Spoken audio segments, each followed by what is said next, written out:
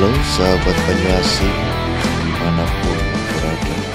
Kali ini kita akan melihat penangkarannya Pak Kubu Suhendi.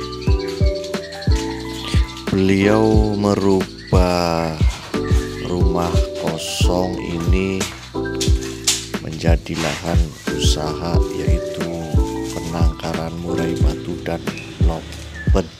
Yuk kita saksikan bersama videonya, tonton terus sampai akhir. Selamat datang di penangkaran saya, Paku Karangjunti, yang bergelut di bidang peternakan murai batu bersama lakbet warna. Alhamdulillah bisa buat tutupin uang dapur.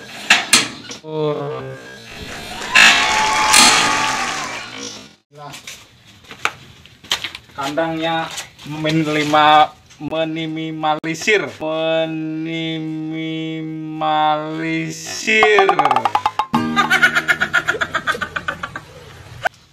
apa lahan yang nganggur dimanfaatkan untuk kandang murai batu. Ya alhamdulillah bulanannya bisa buat uang dapur.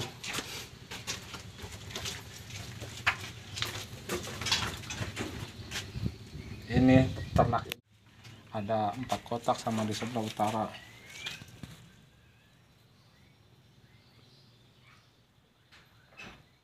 Jadi tadinya apa, sanyo yang tadinya buat tempat ular, itu sekarang dimanfaatkan untuk kandang. Alhamdulillah bisa menghasilkan. Ini adalah lahan-lahan yang nggak terpakai buat apalah kandang tikus, sekarang bisa dimanfaatkan untuk ini.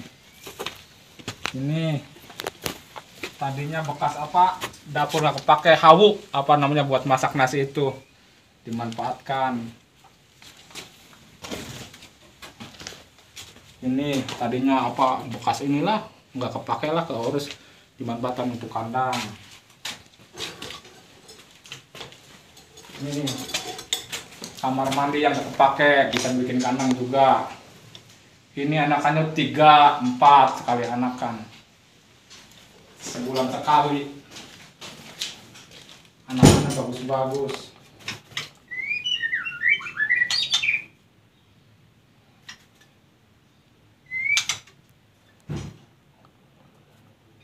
Tadinya buat tempat cuci piring, nggak kepake, sekarang dimanfaatkan untuk ini juga nih, lahan kosong dimanfaatkan panjang ke sana pinggiran itu, pinggiran rumah. Alhamdulillah di peternakan kami ini memanfaatkan lahan yang nggak kepake ya, yang tadinya bau apalah, nggak sedap lah, kayak ada banyak tikus apa, jadi sekarang dimanfaatkan untuk kandang. Semuanya ada 16 kandang.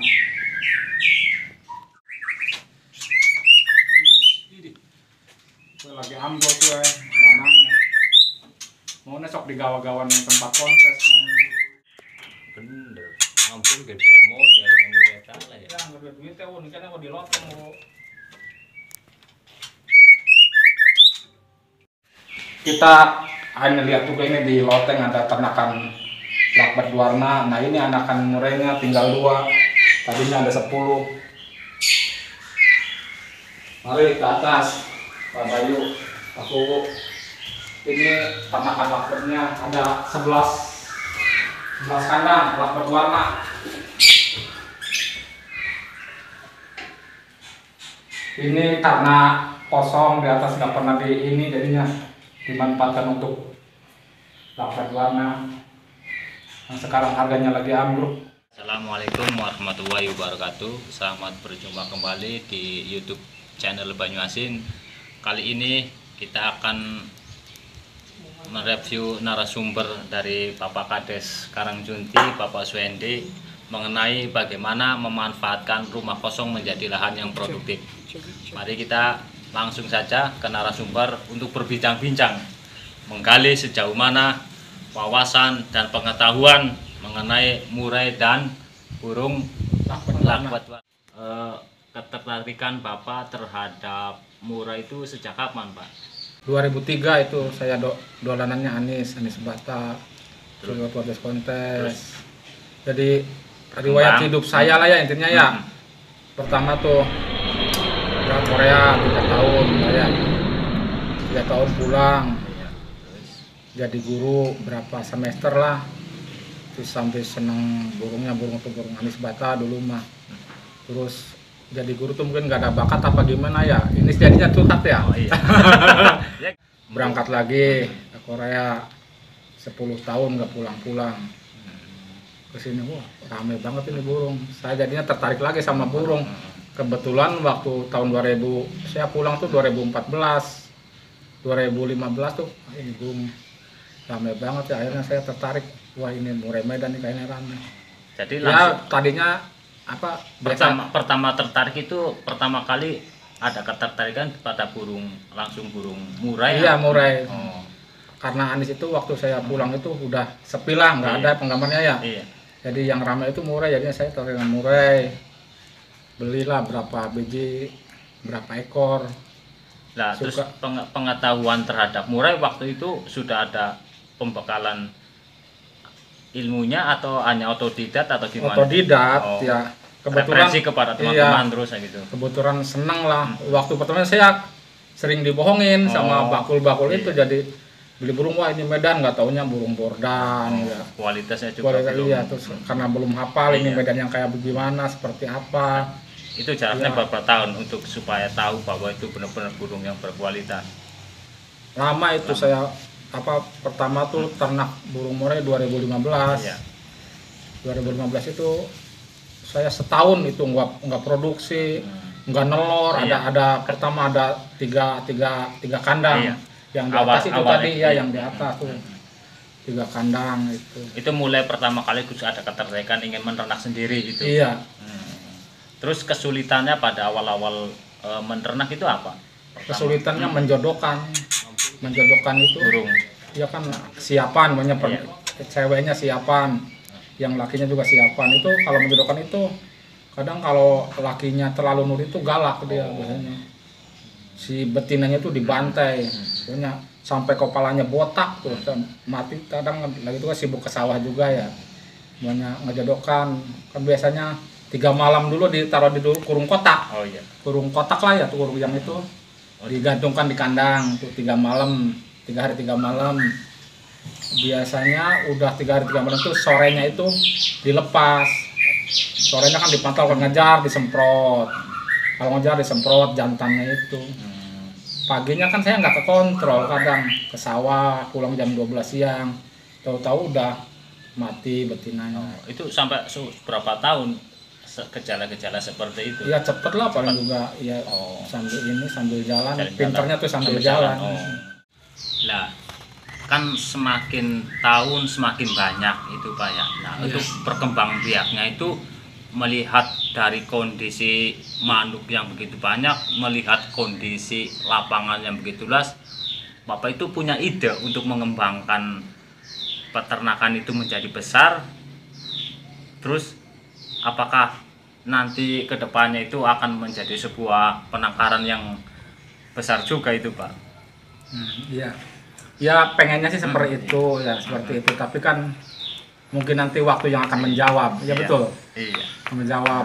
Ya awalnya kan saya memperbanyak kandang ini karena Punya lahan iya. yang kosong.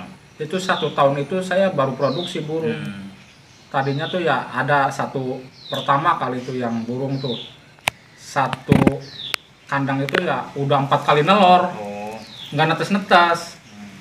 Saya bilang, aduh apanya faktor ini? apa itu? Ya apanya itu? Pas itu saya tanya-tanya ke teman, wah itunya Pak, itunya belum itu apa, jantannya yang nggak Iya. macet katanya, nggak ngawin jantannya, jadi Jadi hanya menghasilkan telur Iya, tapi tidak bisa membuahi. tidak bisa netes. Iya. Akhirnya itu kan udah 4 kali telurnya 4 nggak pernah nelor, nggak pernah netes. Akhirnya inisiatif udah ganti jago aja, ganti jalunya nelor 4 langsung netes. Itu aduh bahagia sekali, itu kayak nemu emas 1 kilo. Berhasil. Nanti konsepnya seperti apa Pak? Nanti setelah melihat lahan yang begitu luas. Ya pokoknya nanti yang rumah itu sih yang kosong udah Iya. dimanfaatkan ya, udah berhasil ya. Mungkin nanti tanah yang kosong sebelah timur itu kan ada tanah kosong, mungkin nanti kalau ada rencana, ada rezeki lah, dibikin kandang loteng atau gimana lah. Jadi nanti kedepannya itu apakah hanya satu jenis burung atau ada burung lagi yang lain jenisnya? Iya.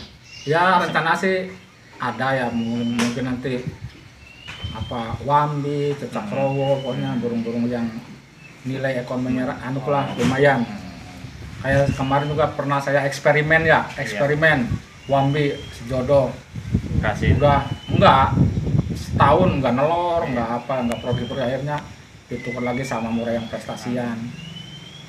Itu aja. Tapi lihat dari tadi saya ke lapangan, ya maaf aja nanti kan jenis kandang itu kayaknya kurang itu Pak, kurang permanen, kurang memenuhi standar. Apakah nanti akan dirubah lagi konsepnya atau gimana itu? Ya mungkin kalau kandang itu sih yang hanya udah ada ya, yang iya, memanfaatkan lahan kosong itu tadi. Ya, ruangan-ruangan yang kosong itu mungkin seperti itu. Paling tekniknya tinggal saya biasanya kalau habis manen itu langsung dibersihin kandang. Iya. Habis manen ngangkat anakan tuh kan panen ya, angkat anakan langsung dibersihin kandang, tainya dibersihin. Pokoknya kalau air sih seminggu sekali saya kuras, buat minumnya itu buat mandi.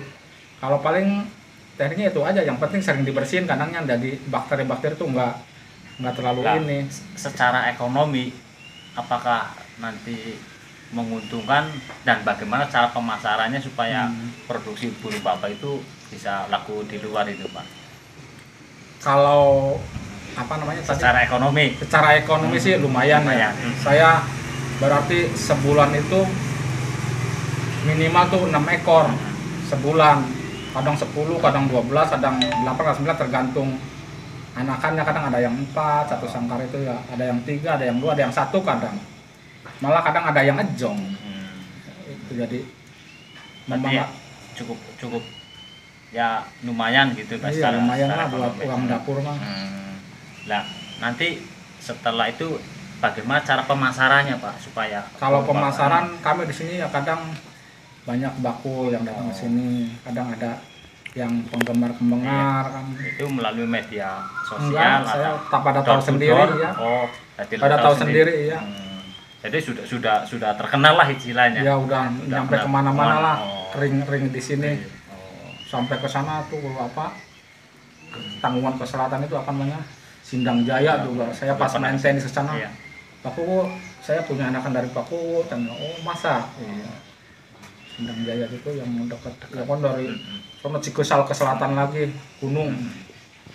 Nah, tapi dilihat itu tadi ada jenis penangkaran jangkrik atau apa, itu fungsinya hanya untuk memenuhi kebutuhan sendiri atau mungkin kalau sudah besar nanti bisa nilai jual atau gimana itu Pak? Kalau jangkrik sih ya intinya untuk memenuhi pakan di sini ya, diternak sendiri, karena itu satu paket itu kan sekilo ya, itu 2 hari habis.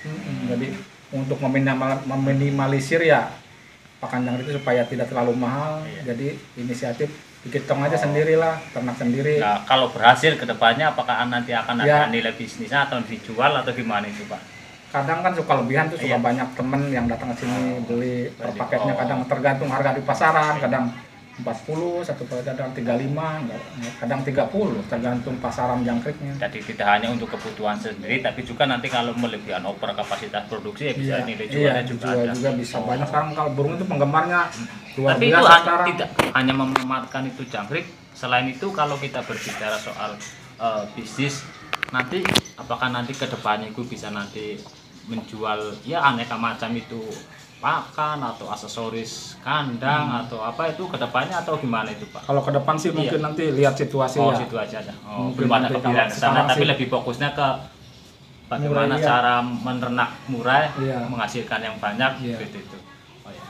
Guys, bincang-bincang bersama Bapak Kades Suhendi dari Karangcuti, semoga bermanfaat. Salam kicau burung mania. Salam sejahtera.